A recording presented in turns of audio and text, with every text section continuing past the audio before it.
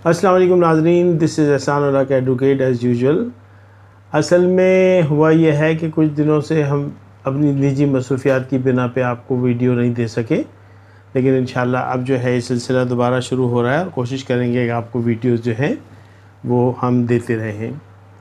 एक सवाल ये आया है कि बहुत सारे लोग जो हैं वो बिल्डर्स के साथ जाके बुकिंग कराते हैं और बाद में उनको वो जगहें मिलती नहीं हैं, बहुत परेशान हो जाते हैं।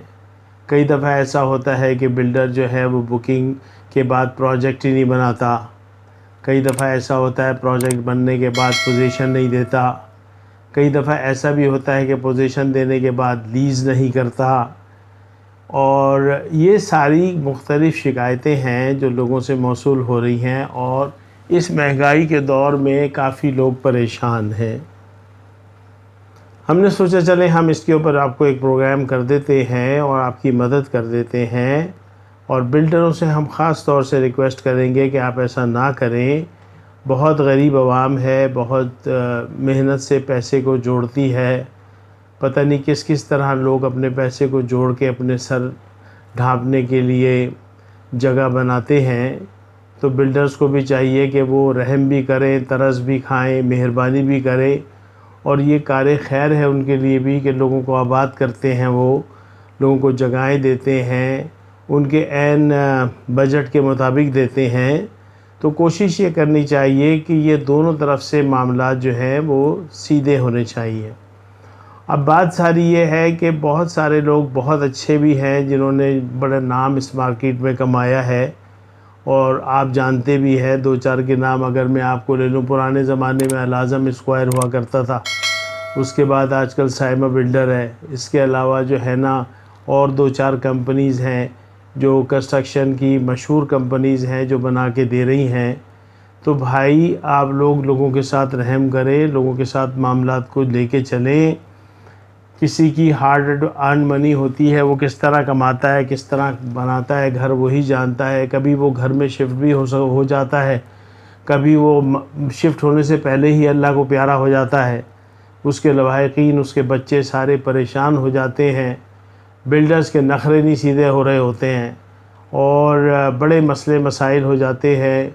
काफ़ी लोग ऐसे हैं, काफ़ी कोर्टों में केसेस चल रहे हैं। बहुत सारे लोग ऐसे भी हैं जिन्होंने पोजीशन दे दिया, लीज़ नहीं दे रहे। बहुत सारे लोगों ने ऐसा भी किया है कि लीज़ दे दी, पोजीशन नहीं दिया है।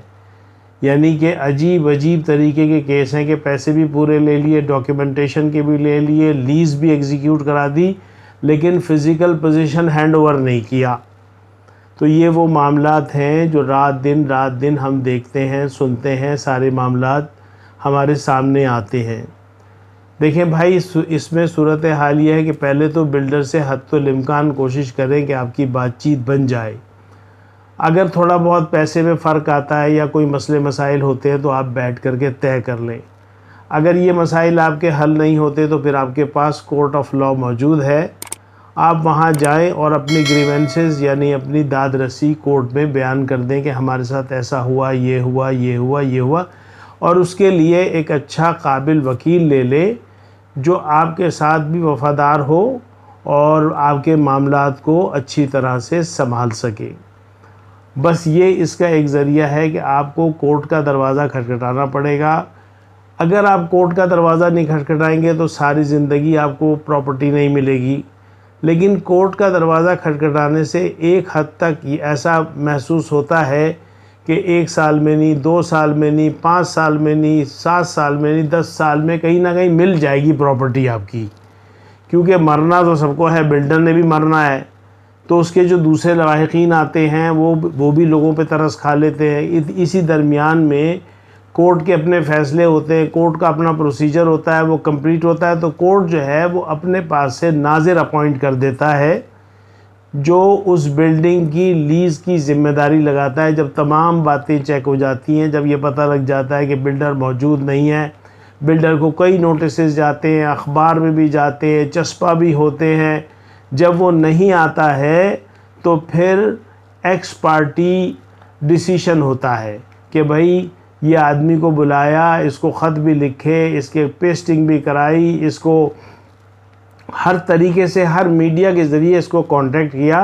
अब ये नहीं आ रहा, तो फिर कोर्ट मजबूर होके ये कर देता है कि वो अपने स्टाफ में से एक पोस्ट होती है नाजिर की, वो नाजिर को अपॉइंट करके ज़िम्मेदारी दे देता है कि भाई जितने लोग हैं इनके नाम पे जाके लीज़ करा दो, जिनको कब्ज़ा नहीं मिला है उनको कब्ज़ा दे दो। अगर आपके पास बुकिंग के कागजात हैं, अगर आपके पास जेन्युइन पेमेंट्स रसीदें हैं, अगर आपके पास जेन्युइन चीज़ें हैं जो बिल्डर ने आपको दी हैं, और जो पेमेंट आपने दी है उसका बाकायदा रिकॉर्ड है आपके पास, आपने पे ऑर्डर से दी है, चेक से दी है, कैश दी है, अगर उसका कोई रिकॉर्ड और बैंक स्टेटमेंट आपके पास मौजूद है, और उसकी रियलाइजेशन चेक कर लेते हैं कि जो पैसे हमने दिए वो बिल्डर के अकाउंट में गए कि नहीं गए। जब ये सारी बातें तय हो जाती हैं तो फिर आप समझ लें 95% आपका मामला हल हो जाता है। अगर आपने इन चीज़ों में से कोई भी चीज़ खो दी, कोई रिकॉर्ड नहीं रखा, कोई चीज़ आपके पास नहीं है, फ़ाइल नहीं मिल रही, फिर कोई ज़िम्मेदारी ना बिल्डर की है, ना वकील की है, ना किसी की है। आपको अपने रिकॉर्ड को मेंटेन करना होगा, आपको सारी चीज़ों को कोर्ट में पेश करना होगा, आपको हक़ाइक़ पेश करने होंगे, आपको बैंक स्टेटमेंट पेश करनी होगी। ये तमाम चीज़ें पेश करने के बाद बज़रिए वकील आप अपने केस को कोर्ट में दाखिल कर सकते हैं और इंशाअल्लाह फ़ैसला आपके हक़ में होगा। ये वो जवाब है जिन साहब ने ये सवाल किया था कि हमारे पैसे फंस गए हैं, बिल्डर पैसे खा गया है, ना लीज़ देता है, ना पोजीशन देता है, ना कुछ करता है। तो भाई इसके लिए आपके पास एक ही रास्ता है और दादरसी का, और वो रास्ता है कि आप कोर्ट जाएं, कोर्ट में अपना इंदराज कराएं, मामले को रजिस्टर करें और प्रोसीडिंग्स को स्टार्ट करें। इंशाअल्लाह आपके हक़ में होगा। बहुत शुक्रिया, आज के लिए बस इतना ही। इजाज़त दें, अपना ख्याल रखिएगा। अस्सलाम वालेकुम वरहमतुल्लाहि वबरकातुहू।